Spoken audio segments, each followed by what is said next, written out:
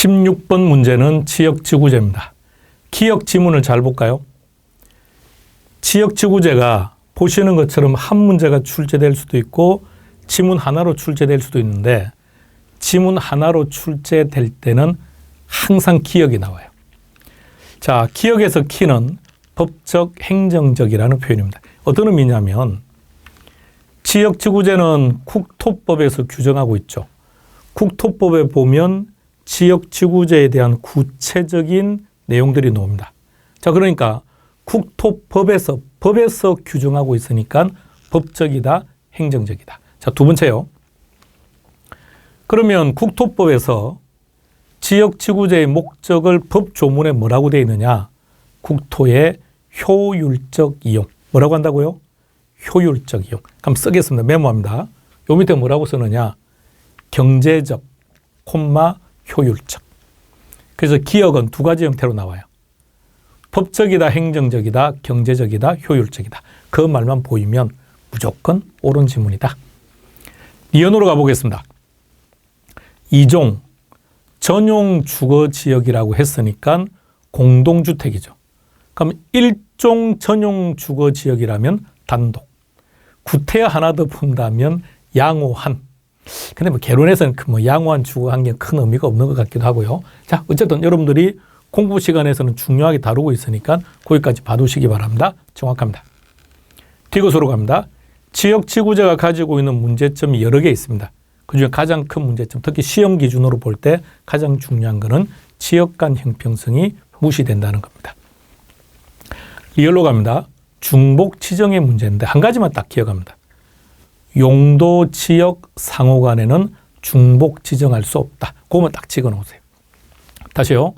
자, 지역지구제는 용도 지역도 있고 지구도 있고 구역도 있는 거죠. 그런데 중복 지정의 문제는 딱 하나. 용도 지역 상호 간에. 그러니까 이렇게요. 용도 지역하고 용도 지구는 중복 가능한가요? 그렇죠. 중복 가능하다고요. 그럼 이렇게 따지면 골치 아프니까 딱 하나. 용도 지역 상호 간에는 중복 지정할 수 없고 나머지는 전부 다 중복 지정 가능하다. 정확합니다. 미음. 용도 지역은 4개. 뭐죠? 도관 농자. 정확한 표현입니다. 정답은 5번 됩니다. 17번 문제 기역. 기역에 나와 있는 내용을 보니까 부가가치세는 국세다. 그죠? 우리 시험 범위에 속하는 대표적인 지방세 그러면 취득세, 등록면허세, 재산세. 등록면허세는 지방세입니다. 니은 갑니다. 여러분 이걸 외우려고 하지 마시고요. 왜 보통징수고 또는 국세 같은 경우는 정부 부과고 왜 신고 납부냐? 딱 기준은 하나밖에 없습니다. 항상 세법은 과세 주체 입장에서 보세요. 세금을 부과하는 과세 주체가 세금을 부과할 사람에게 할 사람의 세원을 확실하게 포착해서 알고 있으면 그러면 신고하라고 할 필요가 없죠. 그때는 보통징수로 가거나 국세일 때는 정부 부과로 가는 거예요. 그런데 언제, 무엇을, 어떻게 그 재산을 구성했는지 난 모르겠다. 그럴 때 신고 납부하라고 하는 거죠. 그럼 생각해 보세요. 대한민국 국민이 언제 취득하는지, 어떤 자산, 얼마짜리를 언제 취득하는지 과세 주체가 어떻게 압니까? 알 수가 없죠. 그러니까 취득세는 신고 납부를 해달라고 하는 거예요. 그러니까 친절하게 말하죠. 신고 납부를 해주세요라고 해야죠. 부탁을 해야죠. 근데 그럼 우리 개개인이 신고했어요. 그럼 당연히 신고제는 뭐 했습니까? 등기하죠.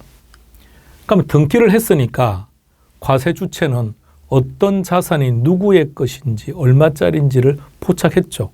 그러니까 재산세를 부과하거나 종합부동산을 부과할 때는 신고해 주세요라고 말을 할 필요 없죠. 그냥 부과를 해버리면 되는 거죠. 그런 관점에서 니은을 보면 재산세는 과세 주체가 세원 포착이 이미 이루어졌죠. 이럴 때는 뭔가요?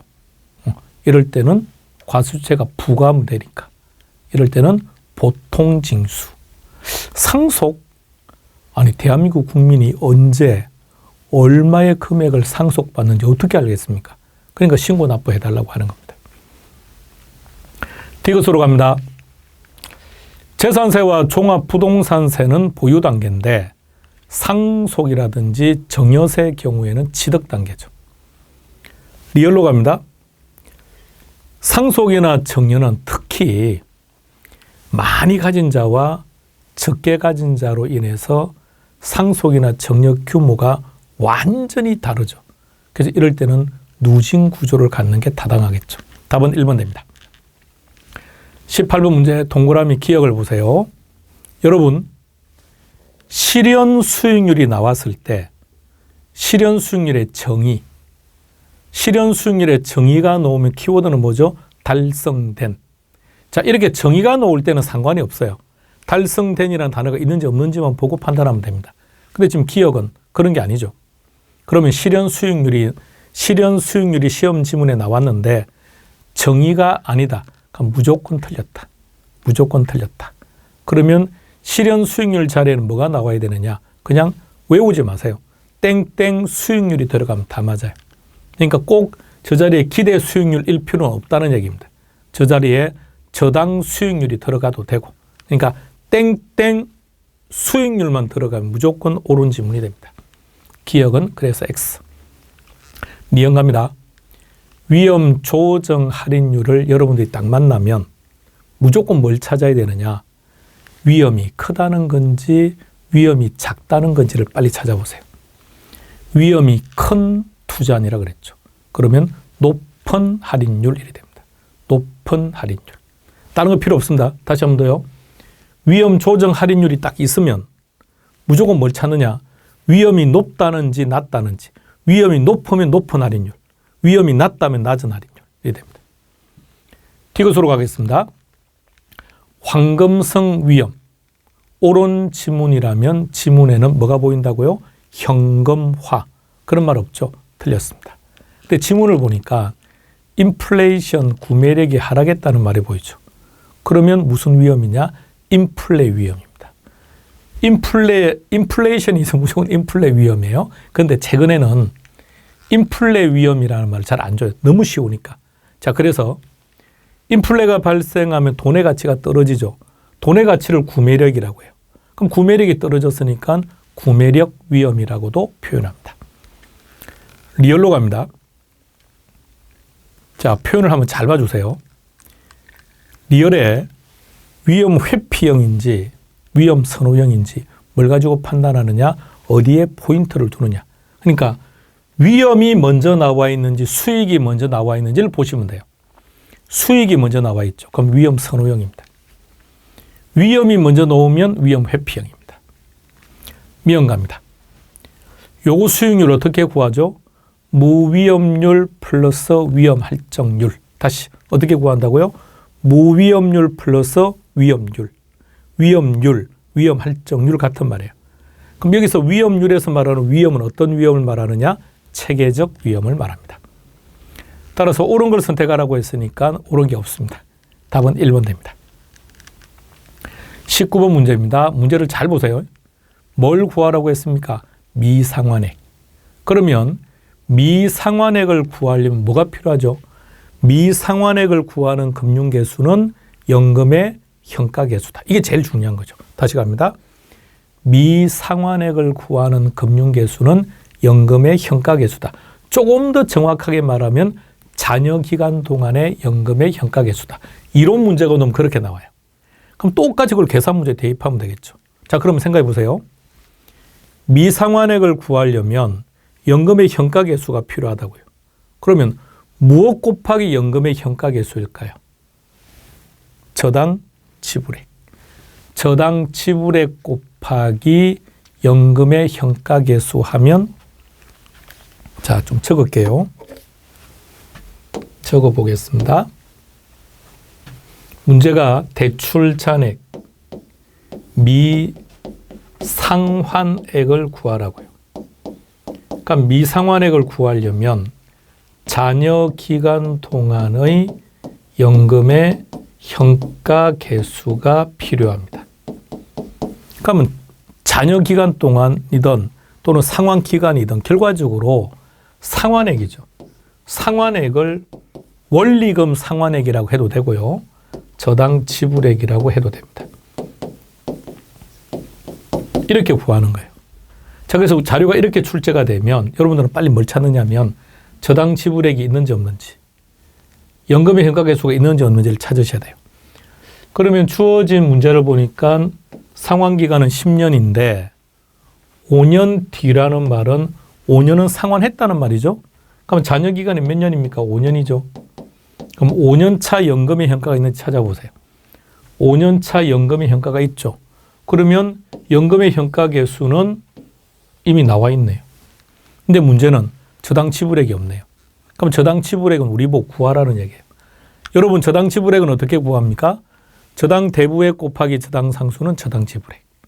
저당 대부액, 빌린 돈 얼마입니까? 빌린 돈이 5억을 빌렸네요. 곱하기 저당 상수. 10년이니까 10년짜리 저당 상수. 보세요. 5억 곱하기 0. 이렇게. 5억 곱하기 0.13으로 했더니 이렇게 나왔다고요. 그럼 원리금 상환에 구했죠. 저당 지불에 구했죠. 요게 그대로 들어가면 되겠네요. 이 금액이. 그리고 연금의 현가계수는 4.21 이렇게. 자, 그렇게 하면 그게 답이에요. 정답은 3번 됩니다. 20분 문제로 가보겠습니다. 순영업 소득을 산정할 경우에 필요한 항목을 찾아라. 그러면 딱 기준을 합니다. 순영업 소득을 기준으로 위쪽에 있는 것은 필요한 것, 아래쪽은 필요 없는 것. 그럼 첫 번째, 임대료 수입은 순영업 소득 위입니까? 아래입니까? 위에 있죠. 필요한 항목. 오케이. 영업소득세는 아래쪽에 있죠. 필요 없는 항목입니다. 이자 상환액은 부채 서비스액 안에 있는 원금하고 이자죠. 그럼 이건 이자는 순영업소득 아래쪽에 있으니까 필요 없는 항목. 영업의 수익은 위에 있죠. 필요한 항목. 영업 경비도 위에 있죠. 필요한 항목. 감가상각비는 영업소득세, 세금 구할 때 필요한 거니까 아래쪽에 있는 거죠. 필요 없는 항목. 그러니까 필요한 항목은 3개. 정답은 3번 됩니다. 21번 문제. 자, 우리가 지난 동영 2회차 때 구체적으로 보여드렸습니다. 자, 이제는 바로 갈게요. 투자 규모가 상이한 투자는 이게 키워드입니다. 조건 중요한 겁니다. 수익성 지수가 크면 수년간 어떻게 된다? 클 수도 있고 작을 수도 있다. 그래서 1번은 X. 2번 갑니다. 동그라미 2번 틀렸죠. 왜 틀린 겁니까? 실현 수익률이 나와 있으니까. 자, 그러면 수익성 지수는 기준이 1이 맞습니까? 그렇죠. 1이죠.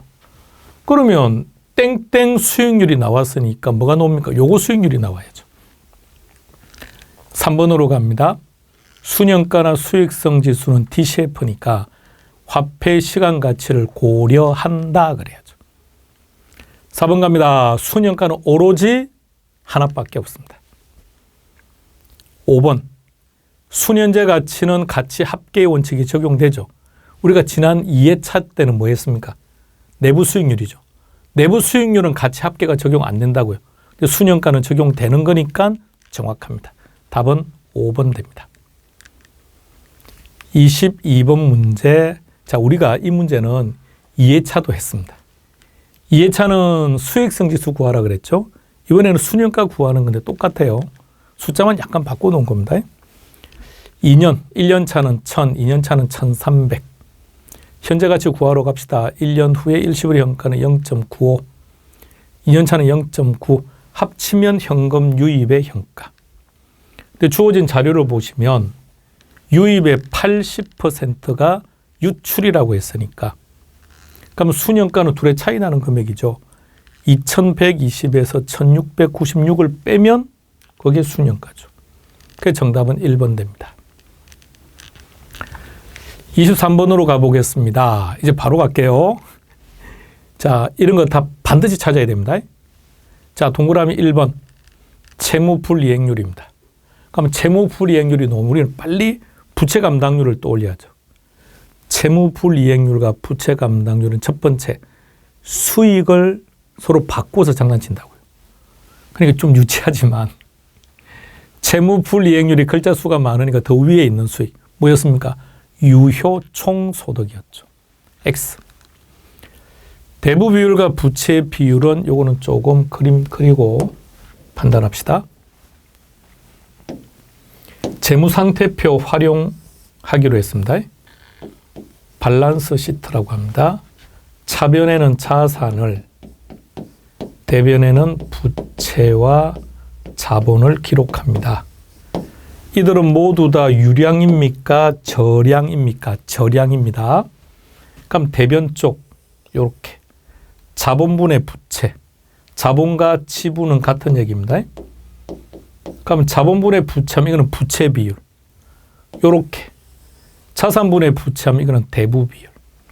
그러면 동그라미 2번 대부 비율. 자, 그런데 비율로 끝났네요. 나눈 값 비율. 자, 대부 비율일 때는 자산분의 부채라고. 부채가 올라가 있다고요. 부채가. 근데 비율은 분모에 있는 게 먼저 나와 있어야죠. 분모에 있는 게 자산. 다른 말로 말하면 부동산 가치. 위치가 바뀌었습니다. 다음 동그라미 3번입니다. 부채 비율. 이게 부채 비율이라고요. 지분분의 부채. 이거는 비율로 끝났네요. 비율로 끝났으니까 분모에 있는 게 먼저 나와요. 분모가 자본. 다른 말로 지분. 지분에 대한 부채의 비율. 정확합니다. 80이래요. 대부 비율이. 자, 그럼 무슨 말인지 봅시다. 대부 비율이 80이라는 것은 부동산 가치에서 부채가 차지하는 비중이 80이다. 그럼 내 돈이 차지하는 비중은 20이라는 뜻이겠네요. 2분의 8, 4죠. 그럼 400%가 만들어집니다. 정확합니다. 답은 이렇게 찾는 겁니다. 자, 계속 가보겠습니다. 동그라미 4번으로 갑니다. 총자산 회전율. 다른 생각하지 마세요. 총자산 회전율의 역수는 총소득 성수라는 게 1차적으로 중요한 건데, 자, 다시 갑니다. 회전율을 생각하세요. 여러분, 식당에서 회전율이라는 말 많이 쓰죠. 회전율이 높다는 말이 무슨 말이죠? 돈을 많이 벌었다는 뜻이겠죠. 손님이 빨리 이랬다는 말이니까. 회전율은 결론은 수익률입니다. 자, 그러면 수익률은 수익이 무조건 올라간다고 했습니다. 자, 그런데 비율로 끝났어요. 그러니까 비율로 끝났으면 비율이니까 분모가 먼저 앞에 나와야죠. 분모는 투자된 금액이죠. 총소득이 먼저 나왔습니다. 위치 바뀌었습니다. 다음 5번으로 갑니다. 자, 5번은 먼저 파악할 게 수익의 종류요. 순영업 소득과 지분 투자액은 한 세트가 될 수가 없죠. 제일 앞에 지분 수익률이니까 이 수익이 뭐가 됩니까? 세전 현금 수지가 돼야죠. 자, 그거는 이미 틀렸으니까 끝난 건데, 자, 그럼 이게 세전이라고 전제해 보세요. 세전이라면 제일 뒤에 비율이 끝났어요. 땡땡 수익률은 수익이 올라가 있는 거죠. 비율이라고 했으니까, 나눈 비율이네요. 죄송합니다. 나눈 비율은 나눈 값이죠. 나눈 값. 나눈 값이니까 뭐가 분자가 먼저 나와야죠. 위에 게. 수익이 먼저 나왔다. 그러니까 위치는 맞는데 수익의 종류가 틀렸습니다. 자, 이 정도는 하셔야 됩니다. 24번 문제로 갑니다. 24번에 틀린 것. 자, 이 문제는 말입니다. 지금 보시는 이 문제는 한 문제 정도씩 이렇게 출제가 되고 한 2, 3년에 한 번씩 건너뛰고 막 이렇게 출제가 되었던 형태인데 34회 시험에서 무려 4문제가 나옵니다. 4문제 중에 2문제는 이 스타일, 2문제는 이제 한 가지만 물어보는 스타일이었는데 올해는 자, 그래도 이 스타일이 나오면 그냥 그대로 갑시다. 5번 확인하고 그래서 5번이 맞으면 5번이 답이고 5번 아니면 4번 찍는 걸로. 부채 감당률입니다. 부채를 감당할 수 있는 능력이 큰 게 좋죠. 그럼 큰 게 좋으니까 어떻습니까? 분모는 작아야 돼. 분자는 커야죠. 수익이 올라갑니다. 순영업 소득, 분모는 부채 서비스액. 그럼 위에 자료에서 한번 찾아볼까요? 위에 자료 찾아보시면 부채 서비스액은 4천만 원. 자, 순영업 소득은 바로 안 나와 있죠. 그럼 우리가 순영업 소득을 구해봐야죠. 그러면 이 주어진 자료를 최대한 이용해서 순영업 소득을 구해야 돼요. 그러면 생각해 보세요. 우리는 이렇게 기억합니다. 우리가 기억하고 있는 숫자가 뜨면 비용 차감이죠. 근데 비용이 없어요. 자, 그 다음에 그러면 세전. 자, 순영업 소득 바로 알아 있는 게 세전이죠. 세전 구하려면 부채를 빼는 거죠. 그럼 잘 보세요. 순영업 소득이 얼마인지는 모르겠는데 순영업 소득에서 이 부채 서비스액을 빼면 세전이 됩니다. 그럼 이 둘을 합치면 그게 순영업 소득이죠. 순영업 소득은 1억이고 부채 서비스액은 4천이네요. 2.5 맞습니까? 예. 그러면 문제가 틀린 걸 찾아라고 했으니까 5번은 정확하네요. 그럼 정답은 4번입니다. 이렇게 가겠습니다. 자, 나머지 내용들은 참고로 해설지를 보시기 바랍니다. 25번 문제로 가볼까요? 원금 균등과 원리금 균등에 따라서 1회차에 납부할 원금을 순서대로 배열해라. 자, 그럼 이제 하나씩 갑시다. 먼저 원금 균등입니다. 원금 균등은 원금 따로 이자 따로 계산합니다. 원금을 물었으니까 이자는 계산할 필요 없죠. 1회차입니다. 얼마 빌린 겁니까? 자, 먼저 매년인지 매월인지를 보셔야 됩니다. 매월이네요. 매월입니다. 매월. 그러면 빌린 돈이 대출금이 1억 5천. 1억 5천 나누기 10년. 했더니 이게 나옵니다. 이렇게 끝내면 안 되죠. 매월이니까. 다시 나누기 12개월 해야죠. 그래서 매월 상환하는 금액 1회차는 125만 원. 자, 이번에는 원리금 균등으로 갑니다. 원리금 균등일 때는 항상 우리가 했던 게 저당 대부액 곱하기 저당 상수는 저당 지불액 이렇게 가야죠. 그럼 이 속에는 원금과 이자가 다 있다는 얘기죠. 그럼 그 원금과 이자를 분리시키면 되겠죠. 자, 이렇게 한번 보세요. 1회차 이자. 1회차 이자. 1억 5천 빌렸죠. 이자입니다. 근데 문제는 요 이자는 1년간 이자죠. 문제가 매월이니까 이걸 12개월로 나눠줘야죠. 50만 원이 이자예요. 그러면 166만 5천 원 중에서 50만 원이 이자니까 나머지 금액이 원금입니다. 그래서 원금은 116만 5천 원이 되는 거죠. 정답은 2번 됩니다. 26번 문제는 상환 방식입니다. 동그라미 1번 원리금 균등. 원리금 균등은 원금과 이자를 합친 금액이 항상 똑같다는 얘기죠. 근데 시간이 가면 갈수록 이자는 작아지죠.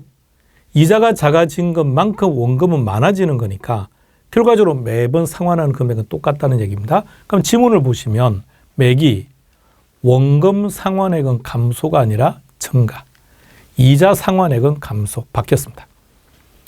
동그라미 2번은 전체 대출 기간 만료 시에 원리금 상환액을 물었네요. 그러면 전체 기간에서 차입자가 부담하는 원리금 상환액이 큰 순서대로 배열해 보세요. 최정식, 원리금, 원금. 그러면 지문대로 원금 균등은 원리금 균등보다 작다 그래야죠. 3번으로 갑니다. 동그라미 3번 원금 균등입니다.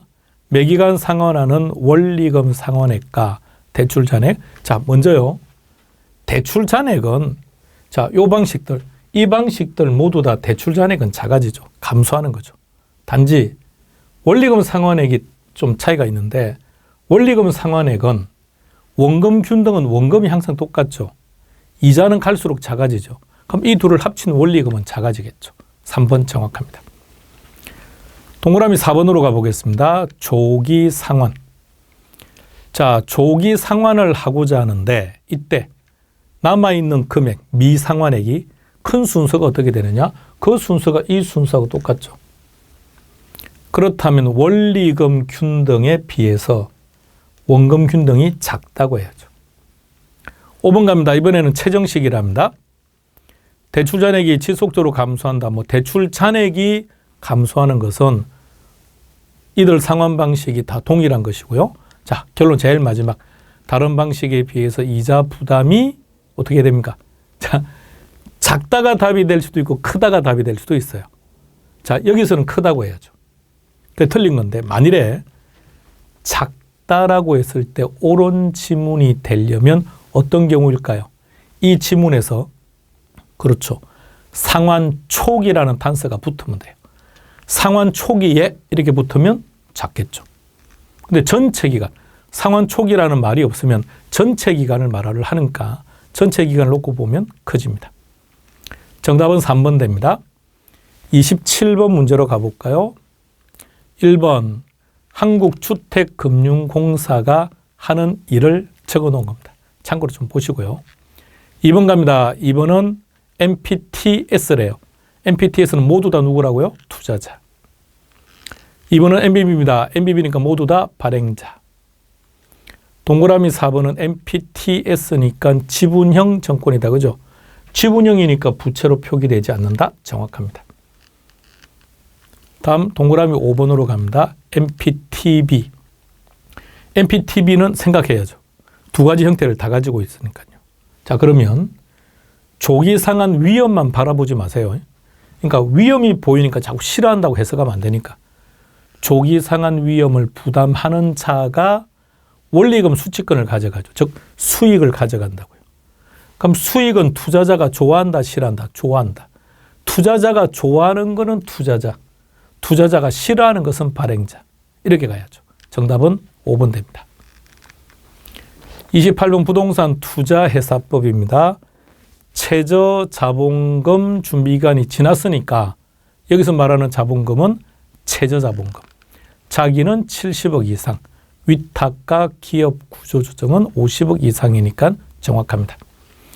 동그라미 2번은 설립자본금입니다. 자, 옳은 것 답은 1번입니다. 동그라미 2번 설립자본금. 자기는 얼마죠? 자기는 5억 이상이고 나머지는 3억 이상. 3번 갑니다. 자산운용 전문 인력 감정평가사라고 했으니까 5년 이상. 4번 갑니다. 80% 이상은 어디에 투자한다고요? 부동산. 부동산 관련 정권 현금이고 그중에서 70% 이상은 부동산이어야 한다. 5번 갑니다. 이익을 초과 배당할 수 있느냐 없느냐? 자기는 안 됩니다. 자기를 제외한 위탁이나 기업 구조조정은 가능합니다. 따라서 자기니까 배당할 수 없다. 아니면 위탁과 기업 구조조정은 배당할 수 있다. 정답은 1번입니다. 29번 프로젝트 파이낸싱입니다. 동그라미 1번 해석을 해보세요. 프로젝트 파이낸싱은 사업성을 근거로 하는 거죠. 따라서 사업 자체에 현금 흐름을 근거로 해서 돈을 빌리고 사업 자체의 현금 흐름을 근거로 상환하는 방식입니다. 따라서 1번 정확합니다. 동그라미 2번으로 가보겠습니다. 부의금융. 부의금융이 뭐라고요? 부채를 빌리기는 빌렸는데 이걸 장부에 기록을 남기지 않는다는 얘기죠. 그러니까 또다시 대출을 받고자 할 때 아무런 문제가 되지 않는다는 말을 채무 수용 능력이 커진다고 말하는 겁니다. 자, 내용 정확해요. 누구 입장에서 이렇다는 얘기죠? 사업주. 사업주 입장에서. 따라서 틀린 것은 답 2번 됩니다. 동그라미 3번 갑니다. 원칙은 비소구 금융인데 자, 비소구 금융이라는 개념은 이런 거죠. 프로젝트가 망했습니다. 사업주는 책임 안 져요. 프로젝트가 이익을 얻었습니다. 그럼 사업주는 이익의 일부를 가져가요. 아니 그러면 프로젝트의 사업주는요. 이래도 좋고 저래도 좋고 물론 수익의 크기의 차이는 있는데 이런들 저런들 문제가 없죠. 도덕적 해이가 너무 심하더라는 얘기입니다. 그래서 제한적 소구금융이라는 제도를 만들었다는 얘기죠. 동그라미 4번으로 갑니다. 은행 측 입장에서 보면 이 제도는 상당히 위험해요. 그런데 수익성을 따지면 엄청난 수익성이죠. 5번입니다. 그럼 결과적으로 프로젝트는 정상적인 시장이라고 하면 수익이 엄청 많아요. 그럼 수익이 크니까 이걸 먹겠다고 뛰어드는 사람들이 많겠죠. 그럼 뛰어드는 사람들은 모두가 다 자신의 이익을 위해서 뛰어드는 거니까 의견을 조정해야 될 텐데 이게 잘 안 된다는 거죠. 누가 자기 이익을 미루려고 하겠습니까? 자, 그러다 보니까 시기가 타이밍이 늦어질 수 있는 거죠. 여러분, 개발도 타이밍 아닌가요? 시장 경기가 좋을 때 아파트가 나가야죠. 근데 자꾸 이렇게 조정하다가 시간만 다 소요되고 개발을 다른 회사로 늦게 진행했는데 막상 부동산을 팔려고 했더니 시장이 지금처럼 위축되어서 분양이 안 되면 손해죠. 그런 단점은 가지고 있다는 얘기입니다. 정답은 2번 됩니다. 30번 LQ 계산 문제 그냥 가볍게 그냥 생각해 보세요. 자, 기억. 그냥 원칙적으로 구합시다. 분모. 분모는 전국이죠. 전국. 모든 산업. 그리고 기억에 해당되는 Y산업. 400분의 160. 자, 그럼 기억으로 갑니다. 기억은 A지역이죠. A지역 전체는 200. 200분의 100. 내항기를 곱하고 외항기를 곱하면 됩니다. 1.25. 별거 없죠. 시간상의 문제인데 그냥 계속 풀면 답은 다 나오겠죠. 자, 니은 갑니다. 분모 400분의 240이겠죠. 니은은 이제 B지역이니까 200분의 140. 내항기를 곱하든 외항기를 곱하든 아니면 분모 따로 계산, 분자 따로 계산해서 계산기 누르면 답 나옵니다. 그러니까 계산 과정은 별거 없어요. 단지 이제 시간상의 문제죠. 2개 정도 구한다면 1분 내로 가능해요. 근데 이제 3개 정도 돼버리면 이제 시간이 조금 타이트해지니까 그럴 때는 조금 다른 방식을 고민하는 것도 필요한 겁니다. 정답은 4번입니다. 쉬었다가 이어갑니다.